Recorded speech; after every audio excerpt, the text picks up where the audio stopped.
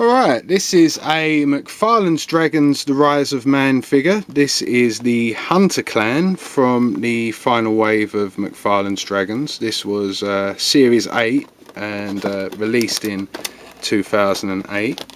The other figures that came in this final wave were the Berserker clan, the Hunter clan, which we're going to be looking at now, the Eternal clan, and also the Water clan, which I've already done a video of.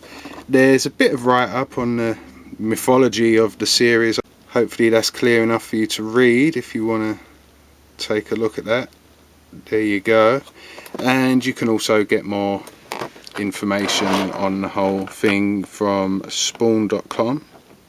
This has a lot more going on with it than the Water clan one that I previously reviewed. It's got quite a detailed display base with it. And the detail in the pack, I mean, it looks fairly good, but it is a bit of a coiled up mass. This is probably one of the figures which should look a lot better once it's out of packaging. So I'm going to do that right now, take it out of the pack, and we can all take a closer look. So out of packaging, these are all the parts that make up the Hunter clan dragon. You've got the dragon itself, which the detail on this is pretty good. I'll have a look at that in a second. First off, I want to take a look at the actual stand. The first part is the tree trunk, and it's got some good detail on it. And it's got this piece of plastic that runs along the back, but the plastic has warped quite a bit, so hopefully it stands properly once it's all put together. Then you've got the branch which comes out of the trunk, and this is the actual part that the dragon's going to be sitting on, and it's got two little guys on top of it there about to attack the dragon. So the detail on these isn't too bad, but the faces are lacking any paint detail other than a skin tone, and that's a little bit messy on it. But they're pretty good, and this one I think is probably the better of the two. So the last parts of the base are these clear plastic discs and this little plastic rectangle, and also a metal rod. And there aren't any instructions with this figure. There's nothing in the paper insert here to indicate how it goes together, but it seems fairly easy to figure out. This piece seems to attach between the discs, and then there's a hole in the bottom of the tree here which will go in there. I'll just move the camera up a little bit. So then the branch of the tree attaches to this point here, and that's quite a tight fit.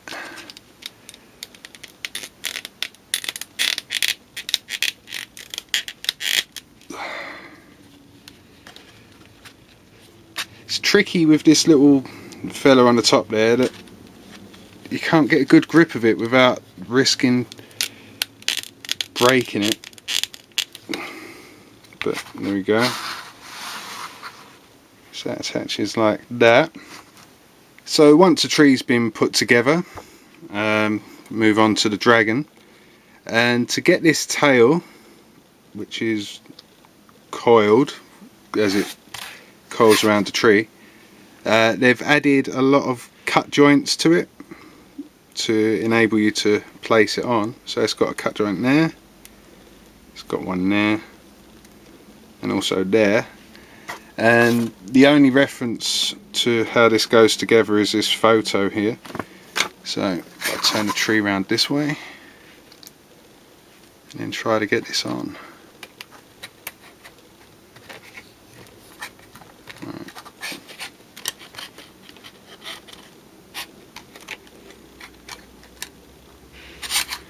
Alright, so that wasn't too difficult. So we've also got this metal rod which we need to attach. This is another tight fit, and then that will attach to the hole in the bottom here.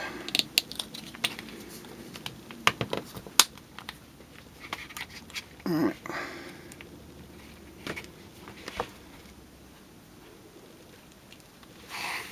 And there it is.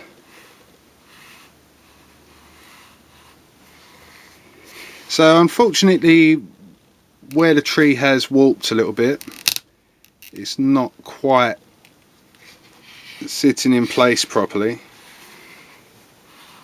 but overall I think that's quite an impressive looking display piece.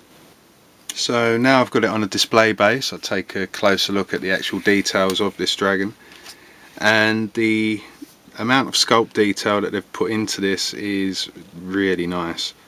The differences in textures and paint, the processes that went into this were really good. You've got the scales and then the more fine details within them there, and moving up towards the front it shifts to hair and then onto the head. So I love how much detail they've actually put into this figure, like the mouth here, the paint, and like how far that detail in the back of its mouth goes, the fact that they've got all the teeth painted. It's just, they've gone so far with it. And I like the two eyes on each side of its head as well. It's got quite a creepy look to it. Makes it look even more mean. And these are really the only points of articulation that you get. I mean, otherwise, other than the tail, which all of those were just mainly to get it to go on the tree, it rotates at the neck down there. It can also turn left to right. But that's pretty much it. But really, for what this is, that's all that it needs. So the details with the claws,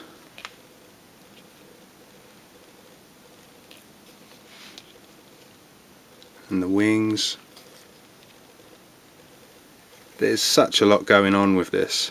There are some slight defects with the paint, where the paint's run a little bit on certain points, but the amount of detail that they pack into these McFarlane's dragons is just really, really nice.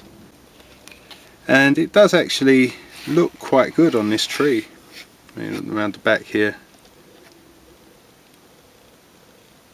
the textures and details and different paints. There's a couple of points of articulation on the leg there, but they seem to be a little bit stuck. But yeah, they've got some very, very fine detail within this dragon.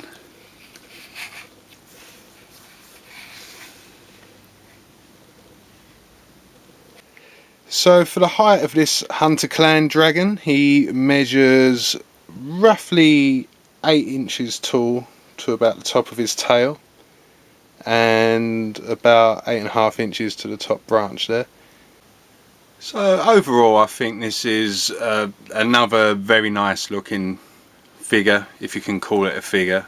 The details they've managed to put into this, you can clearly see that they've taken a real effort with it.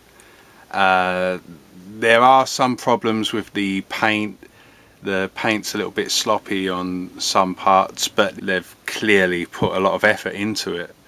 The display base, or the display stand, it's unfortunate that it's warped a little bit. It's not quite sitting properly. You can see that the tail isn't quite sitting on the tree properly. It's not completely obvious, but you can see there that there's a gap, which it would have been nicer if it could have actually stood on that, or if it could have gone around there a little bit tighter. It would have been nice if this tree actually was round instead of just half. I think that might have helped with the rigidity of it as well made it a little bit more sturdy.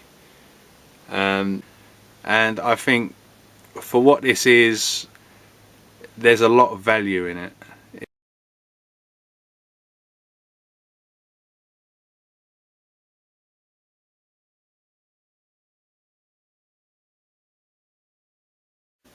And if you'd like to watch the review for the Water Clan Dragon, just click the link and it will take you to the video. So thank you for watching and goodbye.